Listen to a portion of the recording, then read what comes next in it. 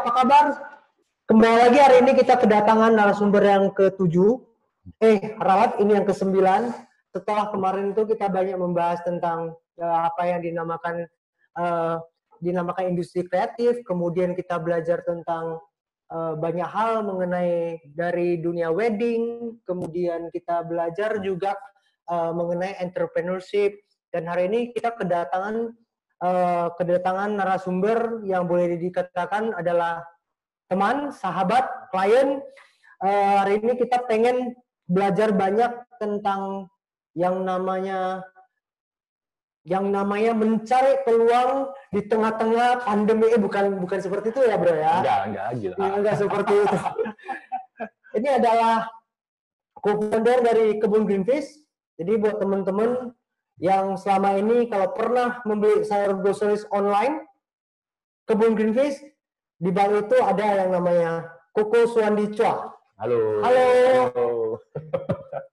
Mau dipanggil apa? Koko, Pak Suwandi, Koko Suwandi aja. Panggil nama aja lah. Panggil nama aja. Jangan, di sini kan banyak teman-teman kita. Koko Suwandi, perkenalkan diri dulu dong. Halo semuanya, saya Suwandi.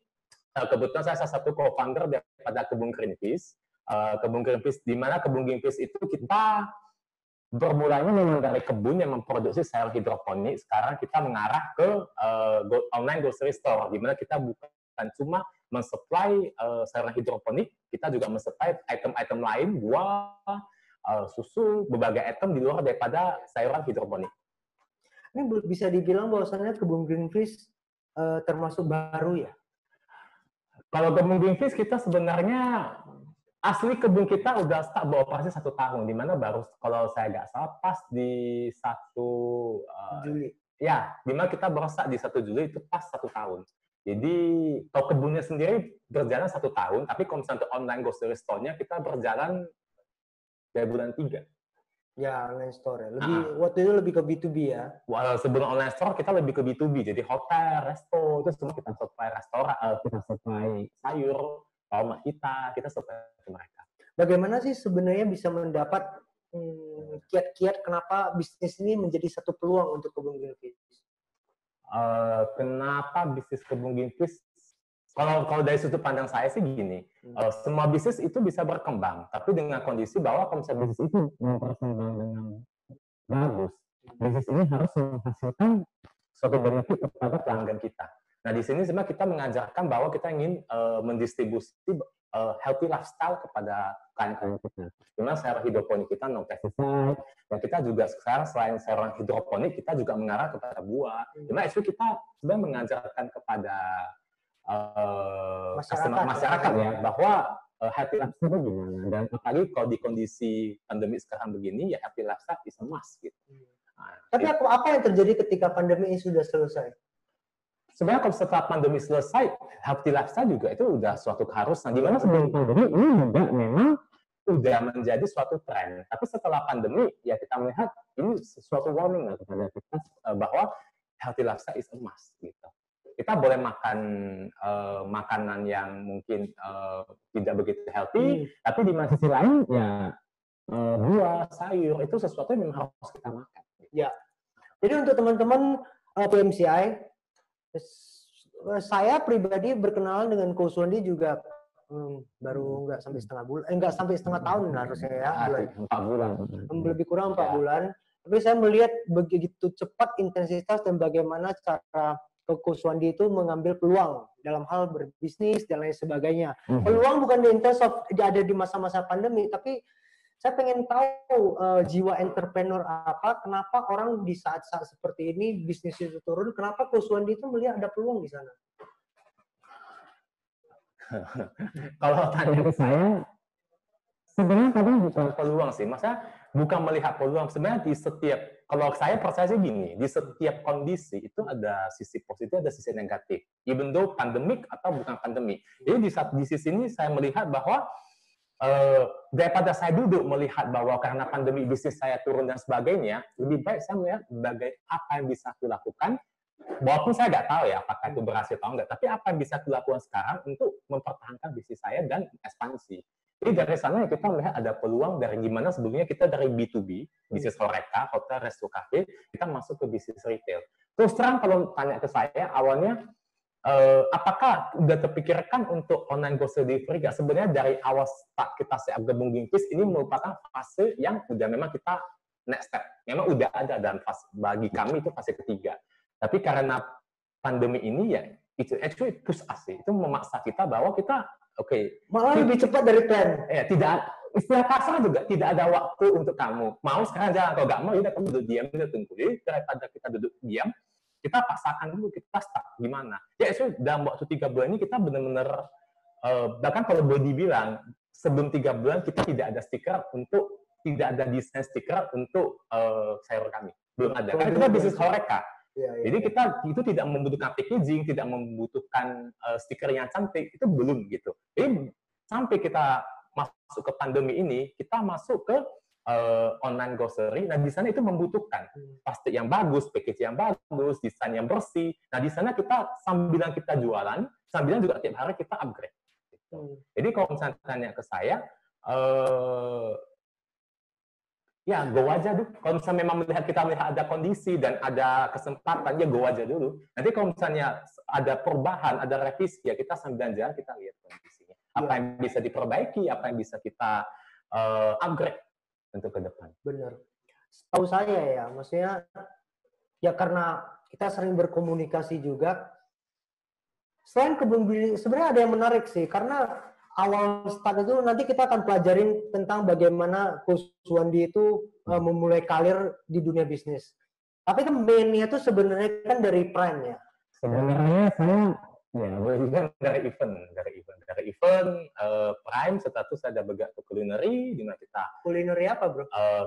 Saya ada bisnis di Avinoise, di Koi oleh-oleh khas Medan, udah itu saya juga ada di Lisano Brownies. Nah setelah itu terakhir memang setelah itu baru saya masuk ke ini Kebun Ginkis. Dari event menuju ke apa namanya F&B, ya, bisnis ke bolu, kemudian sekarang masuk ke groceries, ya, sebentar lagi masuk ke retail. Sebenarnya itu kan sebenarnya berbeda kan? Ya, yang berbeda.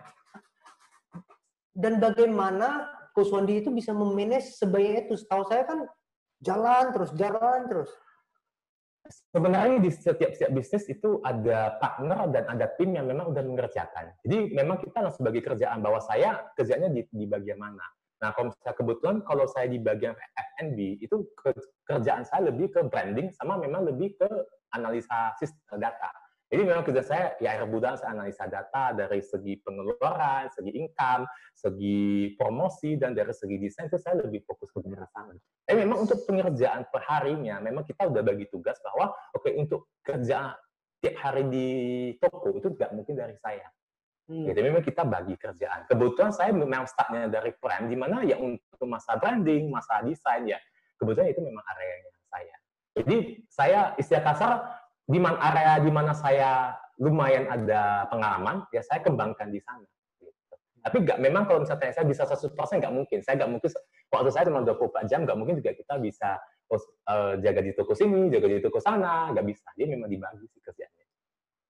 Gitu. Kenapa bisa masuk ke dunia I.O. gitu? Apakah memang dari I.O. ini, kalau bukan apakah ya, kalau untuk merangkum pembicaraan tadi, lebih tepatnya gini. Lebih tepatnya adalah dari I.O. kan sudah belajar tata kelola, manajemen, sistem, kepercayaan, pembagian tugas. Mungkin ini adalah value utama yang bisa diterapkan di bisnis-bisnis yang lain. Benar ya? Sebenarnya itu salah satu value. Tapi mungkin kalau tanya ke saya, value utamanya adalah semua bisnis itu, kalau misalnya kita menaruh perhatian ke dalam, itu pasti bisa menghasilkan. Bagi saya kayak misalnya kalau di event, kalau misalnya kita buat event itu berhasil atau tidak berhasil, itu sebenarnya kalau kita sama kita sebagai WO atau IO ini kita put our concentration di sana, itu pasti menghasilkan event yang bagus, event yang berkesan untuk keluarga, untuk pengantin, atau event untuk yang berkesan untuk pihak corporate. Sama kita menaruh perhatian kita di dalam, itu pasti bisa menghasilkan. Jadi pada poin utamanya adalah kita benar-benar harus, kalau misalnya kita mau memulai sesuatu, kita benar-benar harus put our soul in there. Gitu. Berarti kalau bisnisnya ada 5, berarti put 5 soul. Atau put 1 soul di 5 ini. Sebenarnya kalau tanya ke saya, lebih tepatnya memang kita put our soul, sebenarnya bukan 5 sih, ya put our soul di 5 perusahaan ini. Tapi kita harus lihat di perusahaan ini apa yang kita kuat. Kalau kita lebih bagus di branding, lebih bagus di desain, berarti di tiap perusahaan, oke, memang kita fokus di daerah sana. Tapi kalau misalnya kayak saya nggak bisa masak, nggak mungkin saya yang di dapur untuk buat kue dan sebagainya kan. Jadi memang itu harus kita bagi kerjaan. Gitu. Oh, jadi memang dari tahap awal berbisnis sudah harus mengerti dong ya. Iya, sudah harus mengerti, sama ya kalau misalnya di bisnis kan pasti ada up and down. Jadi kalau misalnya di bisnis ada up and down ya ya kita harus, misalnya kita put also, kita harus percaya bahwa bisnis kita bisa berjalan. Nggak mungkin satu bisnis itu bisa stabil terus. Pasti bisa ada up and down, ada kompetitor naik, nanti mungkin ada komplain customer, ya di setiap setelah itu ya kita harus gimana ya, kita harus beradaptasi dan kita harus mengupgrade diri. Bagaimana Kuswandi itu cara melihat kompetitor? Sebenarnya kompetitor is a good thing sih. Maksudnya kalau tanya ke saya ya, bahkan saya percaya, saya pernah ketemu dengan teman, ya, beliau adalah seorang salah satu bisnis hotel manager lah di Bali, dan dia pernah bilang saya, kompetitor yang paling susah itu ada ketika kita tidak mau punya kompetitor. Dimana kalau kita bar kita terlalu tinggi, dan di sini kompetitor kita bukan compete dengan kita dalam segi harga, dalam segi kualitas, tapi mereka benar-benar tidak ada kompetitor, dan mereka terlalu jauh daripada kita. Itu adalah kondisi paling susah. Tapi ketika ada kompetitor yang saling mengejar, itu malah is a good thing. Karena dia buat A, kita buat B, dia buat C, kita buat D. Otomatis market itu naik. Tapi kalau misalnya kita buat A, nggak ada yang buat apa-apa, ya kita A plus, A plus, tapi dia nggak ada yang buat apa-apa, ya itu kompetisi paling susah. Kalau bagi saya, kompetitor itu kompetitor actually is a good thing. Memang ada kompetitor yang, kita main di harga. Tapi kembali, konsistensi juga itu berpengaruh. Value, trustworthy. Ya, value, trustworthy. Tapi kalau saya baiknya konsistensi lah. Konsistensi kita karena semua orang bisa start buat bisnis. Semua orang bisa start. Tapi untuk mempertahankan bisnis itu paling susah. Semua orang bisa buat bisnis. Nanti kita akan ke pertanyaan ini. Nah, saya pengen kasih tahu ke teman-teman bahwa ya lebih kurang 4-5 bulan saya kenalan dengan Kuswandi. Kemudian pada saat Kebun Greenfish itu mau menjalankan atau berubah arah atau menambah satu arah lagi dari B2B to B2C, business to customer. Kemudian saya pernah nanya nih, karena waktu Kebun Greenfish itu muncul kan banyak sekali kan, banyak sekali groceries online yang ada gitu. Dan saya masih ingat kemarin tuh saya tanya loh, apa yang terjadi dengan kompetitor yang ini? Apakah kita harus takut dengan itu? Ya, yang dijawab itu silakan dijawab. Maka saya bilang sebenarnya kita tidak usah takut sih. Malah kalau misalnya semakin banyak kompetitor, itu mengajarkan suatu lifestyle bahwa kita setelah pandemi ini selesai, actually kita baik pekerjaan kita, dan semakin berkembangnya zaman, waktu itu semakin berharga. Jadi di sini online grocery itu sebenarnya kita mengajarkan suatu fleksibilitas sama suatu kenyamanan terhadap customer kami, bahwa whenever walaupun kamu bisa mengerjakan barang yang lain, kita pasti memastikan kebutuhan utamanya keluarganya klien kita, mau buah, sayur, susu, telur, kita pastikan itu semua ter-deliver gitu. Jadi sebenarnya makin banyak kompetitor, itu mengajarkan suatu kultur bahwa waktu itu berharga. Gimana kita bisa mengerjakan yang lain, tapi di sisi lain barang-barang yang lain udah ada yang cover. Gimana di sini kita menjadi temannya daripada klien kita. That is good thing. Ya, gitu. Dan kalau misalnya kompetitor pernah darusannya ke saya, kompetitor itu tiap minggu bermunculan. Saya baik kembali, kalau tanya ke saya, bisnis itu mudah, tapi mempertahankan itu susah. Bahkan beda dari awal kita start sampai sekarang, ya banyak juga yang udah, ya boleh dibilang ya mungkin nggak seaktif yang dulu lagi. Karena memang mempertahankan itu susah. Itu. Waktu pandemi, itu kondisi masyarakat, cara lifestyle-nya berbeda. Ini kan boleh dibilang sekarang, walaupun kita masih di pandemi, tapi kan nggak seintens yang kemarin. Lifestyle-nya udah berubah lagi. Nah, di waktu lifestyle-nya berubah, kita harus bisa menyesuaikan. Gitu. Jadi ya, kalau misalnya saya kompetitor, ya kembali itu. Untuk mempertahankan suatu bisnis itu paling susah. Wow. Kejar paling, kalau kita mau buka, kita mau kejar kompetitor itu paling mudah. Tapi setelah kita sampai ke level kompetitor kita mempertahankan bisnis ini, itu paling susah. Sebelum kita menjawab apakah setiap orang bisa meng-create satu bisnis, saya pengen tahu nih Coach Wandi, apakah dari awal semenjak kuliah atau setelah tamat sekolah sudah ada niat untuk berbisnis? Kalau itu sebenarnya ini terserah nih. Itu kalau mau balik itu saya padu. Karena kalau bapak saya bilang ke saya gini, kalaupun saya mau kerja, kalaupun kamu mau kerja, kalau bisa kamu kerja di perusahaan di mana supaya kamu bisa menjadi owner dari perusahaan tersebut. Nah, jadi jangan karena kalau misalnya kita kerja di suatu perusahaan, dia selalu dibilang ke kita bahwa at some point, at some age, itu anggaplah kita udah masuk usia pensiun. Itu jangan merasa sakit hati kalau memang dari pihak perusahaan kita akan mengganti dengan orang yang baru, new blood, fresh blood. Itu standar. Dan kita nggak boleh mengkompet, oh kok kamu gini, kok dulu saya udah bekerja keras untuk perusahaan ini, kenapa sekarang kamu kok menyisikan saya ya dengan new blood dan sebagainya. Ya dari bapak kita ajarkan ke saya bahwa itu memang hukum alam. Kamu harus tahu bahwa ketika kita udah memasuki usia pensiun, itu ya akan terjadi. Nah, di waktu kita masih produktif, kalau bisa sebisa mungkin, buatlah satu bisnis, walaupun kecil, tapi kita tidak tahu kapan bisnis ini besar. Tidak ada yang bisa memprediksi masa depan.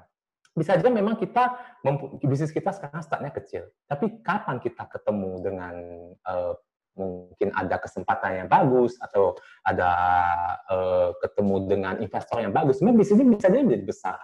Tapi untuk bisa ketemu dengan kesempatan begini, kita harus persiapkan dulu.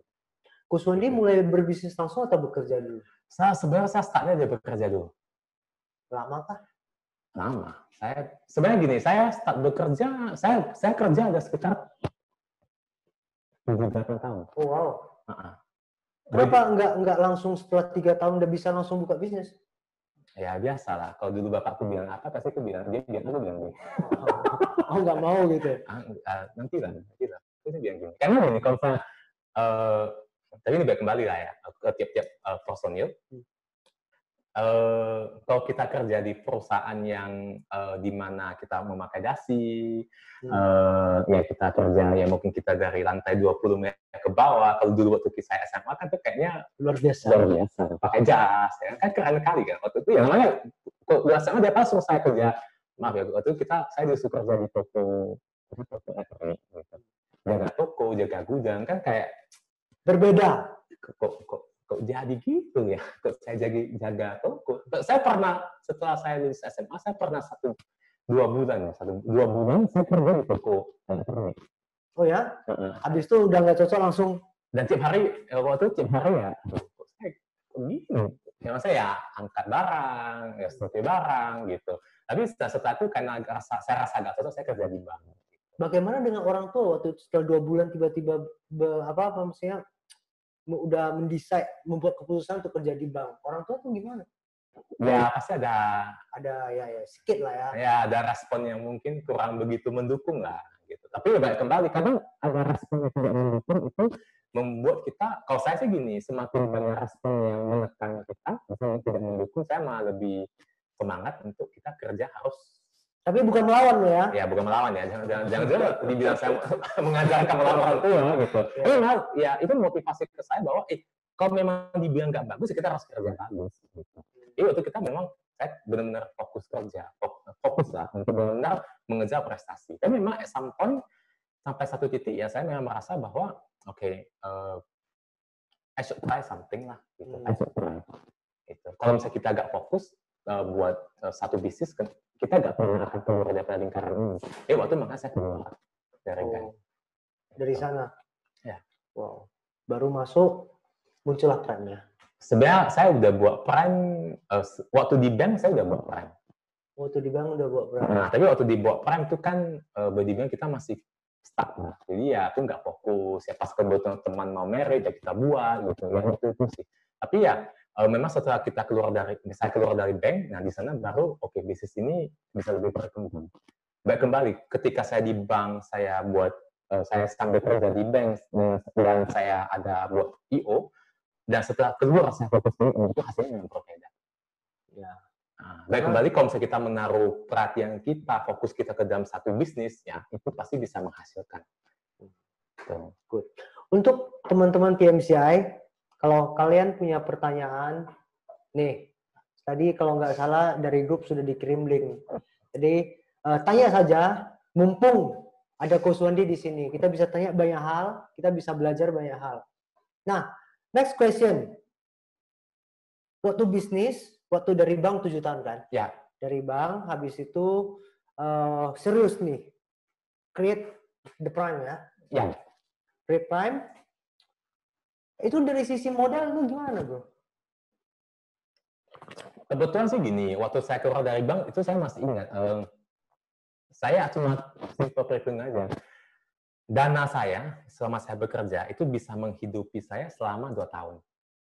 1 sampai 2 tahun. Kira begini, anggaplah selama 1 sampai 2 tahun saya zero income. Dan dengan hemat dan sebagainya, saya bisa bertahan 1 sampai 2 tahun untuk saya keluar. Jadi saya selalu berpikir gini, kalau saya sekarang keluar, anggaplah 2 tahun saya gagal. 2 tahun saya gagal dan tidak berhasil, saya balik ke bank juga mungkin masih ada yang terima. Atau saya kerja di perusahaan lain, mungkin masih ada orang lain yang mau terima saya. Waktu itu. Jadi saya cuma keluar. Kalau saya decide waktu itu harus keluar sekarang, karena kalau saya sekarang nggak keluar, mungkin selamanya saya nggak akan keluar. Oh, jadi dari 2 tahun, atau benar nggak sih sebenarnya mau buat bisnis itu, kan banyak orang yang misalnya bertanya, bisnis itu bawa modal lah. Sebenarnya sekarang saya rasa banyak bisnis yang tidak membutuhkan modal yang sangat tinggi, apalagi di kondisi sekarang ya. Saya rasa banyak bisnis yang memang startnya itu tidak butuh modal yang tinggi. Di online, apakah di dropship dan sebagainya. Modal itu ini kan, aja ya? Iya, cuma modal handphone aja. Bahkan saya ada sepupu yang umur cuma 22 tahun, dan dia buat dropship di mana omset dia mungkin lebih besar daripada omset FMB saya. Saya juga terkejut. Loh, apa gitu? Tapi yang gitu, bisa. Makanya dia juga merubah cara pandang saya bahwa sama ini kita pasti nggak usah sama toko, sama ada ini, ada itu. Tapi enggak. Dia tunjukkan saya ini omset saya tarik. Bahkan dia tidak mempunyai produk. Produk dia adalah produk orang lain. Dan dia jual dengan nama toko dia, dan dia menjual produk orang lain. Nah, omset dia juga saya rasa per bulan ratusan ribu untuk umur 22 tahun atau 21 tahun. Saya juga terkejut. Dia di sini mengajarkan bahwa mungkin jangan terbokir ya, bahwa harus begini, bahwa sebenarnya itu kita bisa mencoba yang lain. Itu waktu sekarang saya connect nih. Bagi waktu di bank buat IO. Ya. Setelah buat bisnis IO, apakah memang langsung, kalau setahu saya sekarang kalau portfolio Prime itu kayak udahlah, toko-toko besar, wedding besar, it's like salah satunya adalah Prime gitu. Ya, amin. And then bagaimana kamu Prime itu bisa yang dari nol sampai menuju ke dapat toko-toko seperti itu, orang-orang gede, klien-klien hebat? Baik, kembali sih gini. Kalau saya percaya gini, di setiap kita diberikan kepercayaan oleh suatu klien, apakah itu wedding couple, apakah itu partner, apakah itu juga kliennya Greenpeace, pokoknya selama kita diberikan satu kepercayaan bahwa oke, saya memberikan kepercayaan kepada Suwandi, kamu harus gini, oke, dengan payment begini. Sama saya memberikan kepercayaan itu, walaupun paymentnya tidak tinggi. Apalagi waktu kita bisnis di awal-awal, itu don't expect too much. Don't expect bisa dapat revenue tinggi, bahkan boleh dibilang kejadian pertama kami itu, saya masih ingat, itu kakiku sampai kram, dan saya cuma mendapatkan revenue 2 juta. Dimana kayak waktu itu sampai saya duduk di rumah, entah kerjanya boleh dilakukan. Saking kita benar-benar intens, itu sampai kakiku kram waktu itu. Nah, tapi saya merasa gini, ketika kita melakukan sesuatu, sama kita diberikan kepercayaan, saya benar-benar melakukan tanggung jawab tersebut dengan sepenuh hati, dari satu klien akan berlanjut ke klien lain. Word of mouth ya, advocate. Orang akan bilang bahwasannya value apa yang mereka terima dari Prime. Ya, semua seserah value, dan mungkin kalau menurut saya itu sangat menarik ya. Kalau saya percaya di dunia ini kan gini, kalau misalnya kita baik, kita melakukan sesuatu yang baik, kita kan melakukan sesuatu hal yang baik. Jadi sama juga ketika saya melakukan suatu event atau saya melakukan suatu kegiatan, saya juga punya a good heart bahwa saya melakukannya harus baik, harus dengan baik-baik, dan saya harus menjaga kepercayaan daripada klien. Dan otomatis mungkin dari sana juga, I don't know, somehow itu juga menarik klien yang lain. Tapi menarik sih sebenarnya kalau kita ngomong kepercayaan gitu. Iya. Karena kepercayaan bagi saya dan Kuswandi mungkin berbeda gitu. Ada yang bilang, ya udahlah, ini kliennya udah percayalah sama saya gitu. Ini udahlah, ini udah saya udah show kepercayaan. Tapi kepercayaan dari Kuswandi itu apa sih sebenarnya? Kalau bagi saya kepercayaan itu adalah ini. Ketika kita melakukan sesuatu, kalau kita masih cuma mengeluarkan tenaga kita 60%, 70%, bagi saya itu berarti kamu belum berusaha. Tapi kalau setiap kita melakukan sesuatu, kita berusaha semaksimal 100% untuk melakukan sesuatu, walaupun mungkin hasilnya tidak sesuai kita ekspektasi. Ya. Karena apa yang kita mau dengan hasil keluar belum tentu sesuai. Apalagi kalau misalnya kita di event, saya di bisnis saya juga, kok saya udah buat begini, hasil begitu loh. Karena saya pernah buat sesuatu yang kayaknya kita udah mati-matian. Tapi mungkin juga bisa jadi hasil dari lain tidak menghargai. Ya. Tapi bagi saya ketika saya udah 100% berusaha membuat sesuatu yang bagus, itu bagi saya, itu saya udah menjaga kepercayaan daripada klien saya. Apakah klien saya berterima kasih, apakah klien saya melihat, itu hal kedua. Karena itu adalah sudut pandangnya beliau. Tapi kalau dari pihak kami adalah saya harus, walaupun saya diberikan kepercayaan dengan mungkin budget tinggi, saya menerima, saya harus membuat yang terbaik. Ya karena udah komit. Karena kita udah komit. Dan komitmen itu menurut saya paling susah. Paling susah dijaga. Kembali tadi ke bisnis. Kenapa membuat bisnis itu mudah? Membuat bisnis itu paling mudah. Oke, saya mau buat ini, saya mau bangun gini. Tapi mempertahankan bisnis itu ada tentang komitmen.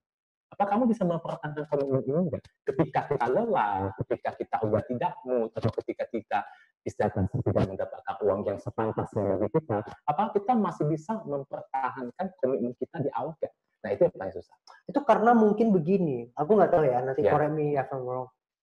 Itu mungkin karena banyak orang yang berpikir pada saat mereka set up satu bisnis, yang dipikirkan adalah saya dalam waktu berapa tahun saya mesti cuan berapa.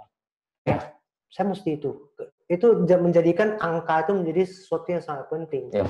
Tapi justru banyak orang yang tidak berpikir bahwasannya pada saat mau bangun satu bisnis, berpikir di saat kondisi seperti apa, bisnis saya akan bangkrut.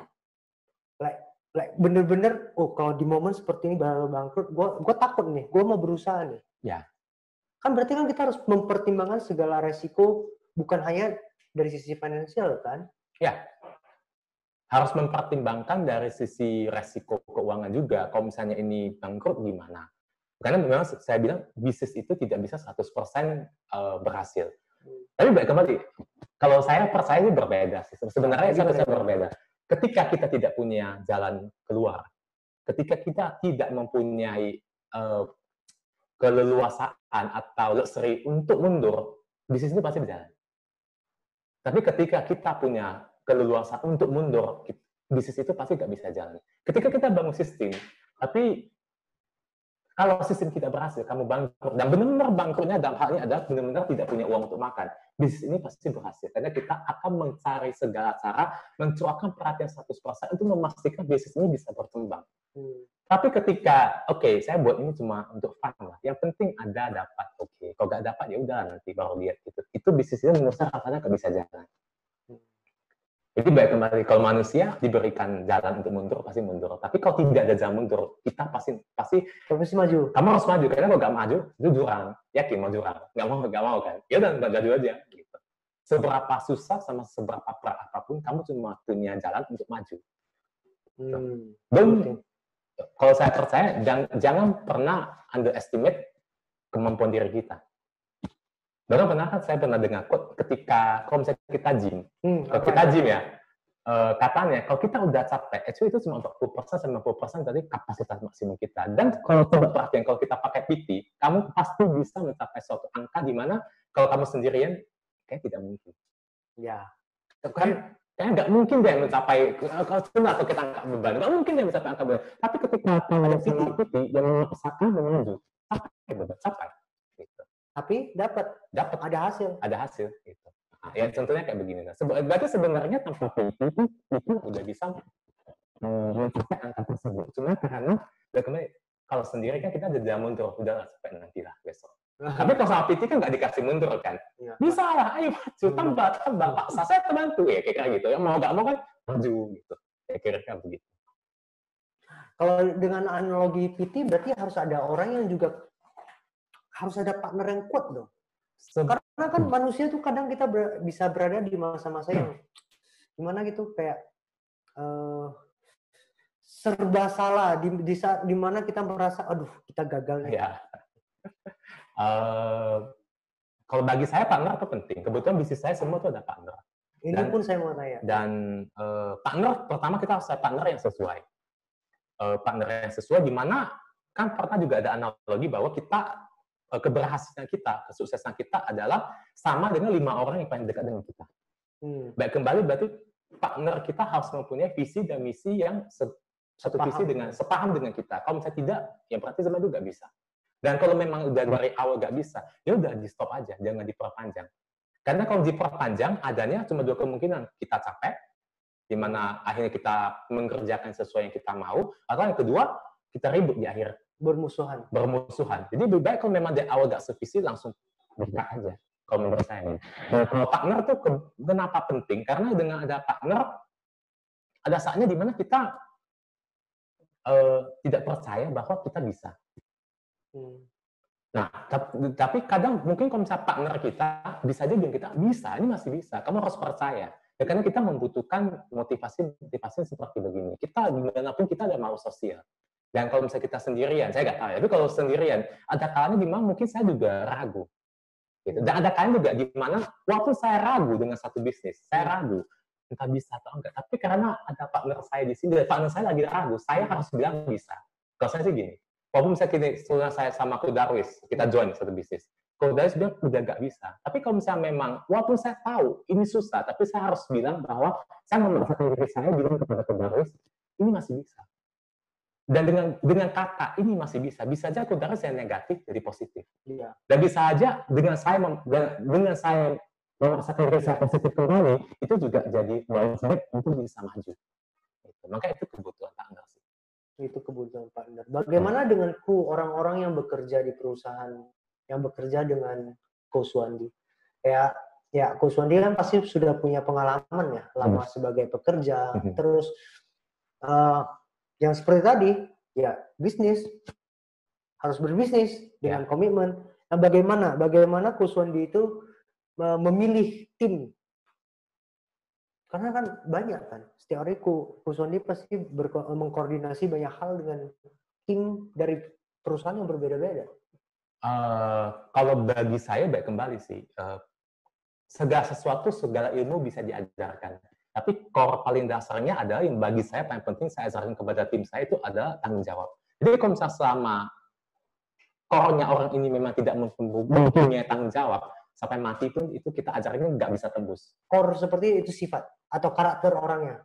Memang karakter sifat orang itu ada di awal udah bilang. Misalnya contohnya gini, bahkan simple, contohnya lah, kalau misalnya di Greenfish, contohnya saya ambil contoh misalnya di Greenfish, kita ada kesalahan misalnya dibuat. Gitu. Nah, kembali kesalahan itu berarti kita harus evaluasi dan kita harus bilang kepada klien kita maaf. Kita memang buat kesalahan. Kesalahannya ada kesalahan yang memang kita buat dan akan kita berbagi ke depan. Nah, tapi untuk satu orang untuk berani mengatakan maaf dan berani benar-benar mengevaluasi kesalahannya, itu dibutuhkan sifat dasar tanggung jawabnya. Ada juga orang yang memang merasa bahwa ya udah terserah. Gitu. Ada orang memang begini, terserah. Itu dua cara berpikir. Ya memang salah. Mau gimana saya juga nggak mau gitu. Tapi ada orang lain berpikir ini salah, memang saya salah, gak apa-apa. Tapi kita evaluasi kesalahan kita dan kita mempelajari kembali kenapa salah. Gitu. Memang itu dua cara pikir. Dan cara pikir ini menurut saya paling susah untuk diajarkan. Karena itu memang sifat dasar yang memang udah ada di orang tersebut. Ada orang tidak peduli sama sekali. Ada orang yang peduli. Untuk peduli sama tidak peduli, berarti tanggung jawab juga. Bahkan as simple as mengatakan maaf, as simple as mengambil barang, melihat barang ini bagus atau tidak, gitu. As simple as that. Gitu. Detail berarti lo. Ya. Itu detail. Segala kalau ilmu itu bisa diajarkan, cara menulis, cara telepon, cara kita public speaking itu semua bisa diajarkan. Tapi kalau memang kau ini orang yang tak bertanggung jawab, ya udah. Ini sebenarnya saya juga mau tanya nih, menarik, kita udah ngomong, udah masuk ke bagaimana Kuswandi itu mengkoordinasi atau mengajarkan hal-hal baru ke orang yang bekerja untuk Kuswandi. Ya. Ini pertanyaan menurut saya ini cukup umum ditanyakan. Ya. Nanti kita ngajar dia sampai bagus, habis itu dia pergi. Kalau kita ngajar satu orang sampai bagus dan dia pergi, ya bagus juga. Itu gini, masa kalau kita mengajarkan sesuatu kepada satu orang dan orang ini memang mendapatkan suatu opportunity lebih bagus di mana kita tidak bisa men-supply opportunity ini, ya why not? Kenapa dia pergi? Gitu. Atau dengan kita mengajarkan sesuatu yang bagus kepada orang ini sebenarnya dia juga membangun suatu karakter yang bagus, menunjukkan suatu karakter yang bagus kepada karyawan di sampingnya. Gitu. Jadi kalau menurut saya, why not? Kalau orang ini memang udah mendapatkan opportunity lebih bagus, ya sudah, ya kita lepaskan. Kalau saya sih fair aja. Mungkin aja bagi saya gini, roda itu berputar. Bisa aja di kesempatan ini saya jadi bos. Saya jadi karyawan besar. Tapi mungkin dengan melepaskan dia dan dengan kita ada hubungan baik, bisa aja seputar ini dia ada suatu opportunity yang bagus dilempar ke saya, malah saya mendapatkan opportunity. Kita tidak pernah We don't know, ya. We don't know. Jadi yang ngapain kita menambah musuh atau menambah masalah dengan karena kamu keluar ke tempat lain, saya nggak mau bicara sama kamu, kira-kira gitu. Menambah beban hati pun nggak enak, bro. Ini nggak usah dipikirin, kan? Ya, memang ya biasaannya ya udah gitu. Kalau saya sih ya, cuma ya memang kembali waktu keluar harus bertanggung jawab. Ya. Jangan juga keluar suara ini bilang keluar besoknya menghilang orangnya. Ya gue memang keluar ya berarti harus ada jeda waktu dan segala kerjaan dia harus diakomodir kepada teman dia yang lain atau partner yang kita tunjuk gitu. Ya. Saya banyak berjumpa dengan teman-teman apalagi yang sebaya dengan saya kan. Ya. Terus cara kita merekrut karyawan pun berbeda. Saya pengen tahu dari Kuswandi cara merekrut karyawan itu gimana. Pasti kan sensitivitinya udah tinggi tuh, pengalamannya, cara melihat orang juga gimana gitu. Saya pengen tahu nih kriteria utama itu apa gitu. Apakah yang di-hire itu harus secari kertas putih atau yang di-binding dulu? Sebenarnya biasa sih gini, biasa kalau misalnya saya hire orang, saya pasti tanya, tahu nggak company saya bekerja? Semua pertanyaan simple itu udah tahu. Dan menurut kamu company saya gimana? Kalau misalnya benar-benar orang ini benar-benar ingin bekerja di tempat kita, mereka pasti benar-benar mengevaluasi dulu, perusahaan kita gimana, stylenya kita gimana. Karena saya percaya bahwa setiap perusahaan saya itu ada di branding dan di sosial media kami itu udah ditunjukkan sifat kami itu gimana. Fankah, apakah serius, tanggung jawab, komitmen, itu sudah saya tunjukkan. Jadi, memang waktu saya menginterview orang, saya menanyakan itu langsung. Kamu tahu perusahaan saya perusahaan apa enggak? Menurut kamu perusahaan saya itu gimana? Apa yang menurut kamu bagus dan kenapa Anda ingin bekerja di perusahaan saya? Ya, itu yang saya tanya. 1 banding berapa itu, bro? Ya, gitu-gitulah. Baiklah. Ya. Jadi sebenarnya apa yang kita bicarakan hari ini tidak untuk melawan atau tidak untuk mencoba untuk tidak sepaham. Kita ini di sini pengen teman-teman dari PMCI itu bisa belajar banyak hal gitu. Jadi ya syukur kalau hari ini dari Kuswandi ada hal-hal yang 1-2 poin yang bisa didapatin, ya bagus daripada nggak sama sekali gitu loh. Ya. Jadi ini kebetulan sebelum Kuswandi memberikan tips supaya teman-teman itu bisa untuk bisa jadi pegangan lah setidaknya lah. Ya walaupun kata orang panas-panas tai ayam, ya kita berharap itu tidak terjadi. Kita buka sesi Q&A dulu. Oke, ini Q&A. terinspirasi dari mana bisa membuka usaha atau bisnis ini? Bisnis kebun greenfish ya, karena topik kita kebun greenfish ya. Amanda Martinez. Hai Amanda ya.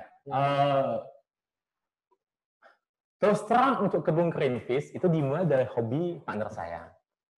Memang dia Rooftop ya. Dia mau menanam ada hidroponik di rooftop, dan waktu kita ngobrol dan kita bilang, kalau kita bisa mengajak kepada healthy lifestyle, kita bisa mendistribusikan sayur berkualitas non pesticide, kenapa tidak kita buat gitu. Jadi memang dari sana itu berkembang, dari harusnya satu rooftop kita coba ke 5 rooftop sampai sampai ke rumah saya, sampai ke rumah partner, sampai ke masalah yang kosong, kita coba ke 5 titik gimana. Somehow itu berkembang ke kita mencari lahan di Brastagi, setelah itu somehow berkembang ke lahan Siosar. Ada opportunity yang diberikan. Nah, dari sana kita baru ini kalau kita buat lahan di sini benar-benar besar loh, mau nggak dibuat? Dan waktu itu bagi saya sih gini, walaupun bisnis ini ya, kalau saya pernah bisnis ini awalnya kecil, tapi kalau misalnya 5 tahun, 10 tahun kemudian, 20 tahun kemudian, ini udah kayak bola salju. Walaupun pelan, tapi akan menghasilkan ke depan. Gimana ya, kembali saya juga pinginnya ada, semua orang juga pasti pinginnya ada financial freedom. Nah, dari sana saya buat. Nah, kenapa kita nggak menciptakan suatu bisnis yang kita bisa financial freedom, tapi di sisi lain, it's good for people, gitu. Kita mengajarkan sesuatu yang baik loh, bagus loh, kenapa enggak? Nah, dari sana saya membuat bisnis ini. Sebenarnya lebih tepatnya sih, kalau mau dibilang, sebenarnya kayak kalau misalnya kita pernah dengar motivasi dari Oprah Winfrey ya, beliau juga pernah mengatakan bahwa kita akan menjadi sukses, kita akan sangat-sangat berhasil ketika kita kita bisa memberikan suatu service kepada masyarakat. Facebook, Google, itu yang pengen diberikan. Service. Google memberikan service, saya mau punya platform di mana Anda bisa mencari segala sesuatu hal di sini. Ini memudahkan Anda. Facebook juga sama. Dia memberikan suatu service di mana ini ada suatu komunitas. Kamu bisa membuat komunitas, dengan komunitas ini bukan cuma untuk hanya foto, hanya fun, tapi komunitas ini bisa membantu kita untuk membuat bisnis. Ya, community, and so on. Ya, jadi segala sesuatu itu akan bisa sukses ketika kita membuat bisnis yang akan bisa memberikan benefit kepada masyarakat. Ini teman-temanku Suwandi yang paham tentang hidroponik, apakah memang dari awal tuh memang udah pro di hidroponik? Sebenarnya udah hobi ya. Kalau mau dibilang pro banget enggak. Bagaimana kita ini, saya terserah aja bilang, kita ada teman baru di bisnis ini, dan awal-awal 3 bulan pertama waktu kita buat bisnis ini itu benar-benar kita bisa sampai duduk kayak, is it a good choice or is it a wrong choice? Saya terus terang, karena kembali saya waktu buat IO di tahun pertama, kita buat kebun ini di tahun pertama itu pengalamannya sama. Kita buat IO di tahun pertama yang ada kita kena marah. Apakah ada vendor, apakah dari pihak venue, dari pihak pengantin, jadi kita tidak tahu kan. Ya adanya adalah kita penolakan, dan gimana pun ketika kita tidak punya pengalaman, ya itu kita pasti berhadapan dengan yang kita di underestimate, dan kita ya istilah kasar diponso sedikit gitu. Tapi ya baik kembali itu pengalaman. Selama kita punya partner bagus, sama kita punya visi misi yang kuat, ya anggap aja itu pecut aja. Sebenarnya kita udah sampai ke narasumber ke-9, sebenarnya sudah di garis bawah itu. Dari kemarin kalau nggak salah ingat, saya itu ada Ko Fedi ya dari Prime, kemudian partner kan? Ya. Kemudian ada siapa itu? K3, Richard Stanley. Hari ini Ko Suwandi juga. Udah, yang penting kalau ada komitmen, ada hati, jalannya aja dulu. Jalannya aja dulu. Itu berarti kalau ada masalah ya diselesaikan. Ya, seperti itu kan? Begitu banyak cara yang kita pikirkan menuju ke Roma contohnya. Tapi percaya deh, mungkin bukan jalan, kita akan mencapai Roma itu, tapi pasti tidak dengan jalan yang kita pikirkan di awal. Pasti tidak sama. Bisa dengan cara lain, dengan naik gojek, tapi pastinya kita akan, kalau kita percaya, kita akan mencapai Roma. Tapi jalannya tidak sama dengan yang awal kita kira. Apalagi sama dengan orang lain, kayak kita mau kopi terus kan. Itu pasti udah berbeda. Oke, next question. Kita terima berapa question hari ini? 4. Kita ada 4 lagi. Dari Valencia Wijaya, bagaimana cara memanage kebun greenfish sebelum pandemi dan setelah pandemi menyerang? Apakah perbedaannya sangat drastis? Drastis sih iya. Boleh dibilang banyak orang bilang ke saya sama pandemi mereka benar-benar quality time, nonton TV, kita benar-benar nonton serial Korea, ya kan. Boleh dibilang sama pandemi itu saya rasa itu kita jam 12 malam baru tidur, baru benar-benar pulang dari toko, beres ini, beres itu. Jadi, actually kalau mau dibilang perbedaan drastis, iya sangat drastis, sangat. Nah, kalau misalnya memanage kebun greenfish, nah sebelum pandemi kita kan memang fokusnya ke Horeca, restoran. Nah, di sana memang kita selain memiliki kualitas sayur kita mensupply sayur ini. Berarti kita cari hotel, kebutuhannya apa, permintaannya apa. Nah, itu sebelum pandemi. Tapi waktu pandemi itu kan ke retail. Nah, ke retail sebenarnya demand-nya Horeca dengan demand-nya retail berbeda. Kalau demand-nya retail itu jauh lebih tinggi dari Horeca. Di mana bukan cuma sayur kamu pesticide. Tapi saat kamu juga ada package harus cantik, delivery harus cepat, ada komplain kita harus tanggapi, dan setelah itu kita juga menyadari, untuk satu keluarga itu bukan cuma butuh sayur loh, mereka juga butuh buah, tomat, butuh lobak, butuh telur, butuh susu. Jadi kita bertambah terus kan. Ketika kita menambah armada kita, pasti juga ada dibarengi dengan pasti ada komplain kan. Ya, terutama di item baru, kita nggak tahu. Bahkan bagi bilang sebelum pandemi, saya nggak tahu apa itu lotus root, apa itu kapri, apa itu sayur ini. Bahkan saya benar nggak tahu. Setelah ini baru kan, kalau ini harus disimpan di kulkas. Kalau ini nggak boleh disimpan di kulkas. Ini kondisi cara simpannya begini. Dan kita benar-benar baru menjalani 1%. Dan sampai sekarang kita juga masih belajar. Banyak permintaan dari klien kita, ya, oke saya mau ini. Apa itu ya? Apa itu? Tapi kan kita nggak diem kan, kita cari ya. Kita cari, gitu. Semoga ini menjawab Valencia Wijaya. Kita terima 2 orang yang bertanya, orang yang menjadi pertanyaan terakhir. Next. Dari William Willianto, dalam setiap bisnis pasti ada visi dan misi, walaupun tujuan yang ingin dicapai dan diraih. What's the goal of your business yang ingin Anda raih ke depannya? Kalau goal saya sebenarnya goal saya terakhir, kita ingin mengembangkan industri pertanian di Indonesia. Di mana boleh dibilang bahwa kalau benar-benar kalau kita perhatikan kondisi pertanian kita di Indonesia dibanding dengan di luar negeri, itu sebenarnya perbedaan sangat jauh. Kualitas, harga dan sebagainya. Jadi di sini kita memang tujuan goal saya terakhir adalah kita memang ingin menjadi perusahaan yang selain mengajarkan healthy lifestyle, kita juga ingin mengangkat kita ingin mengangkat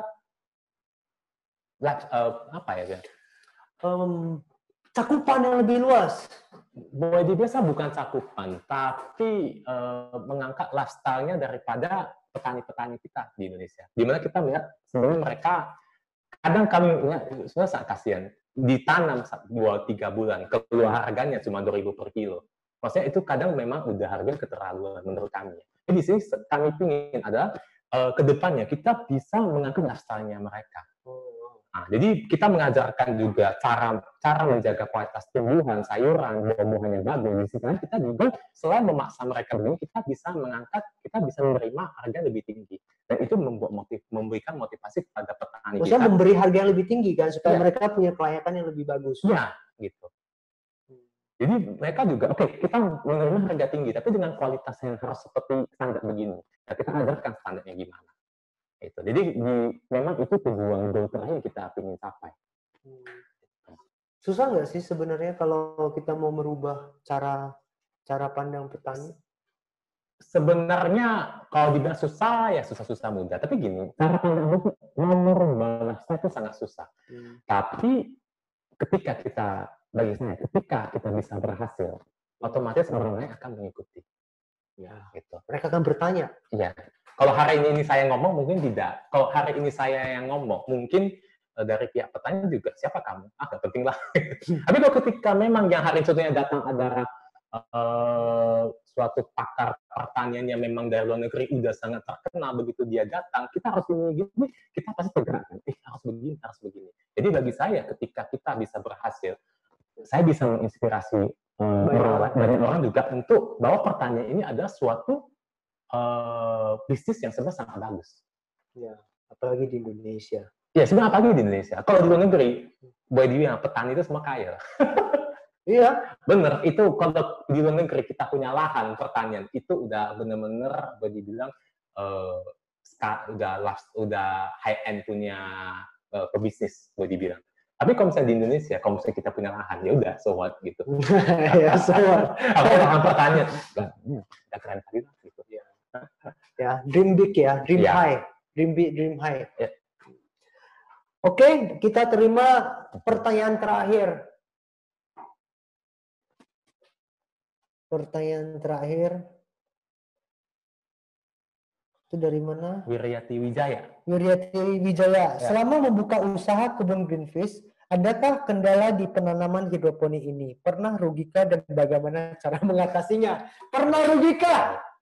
Kalau boleh dibilang kita sebetulnya rugi. Boleh dibilang.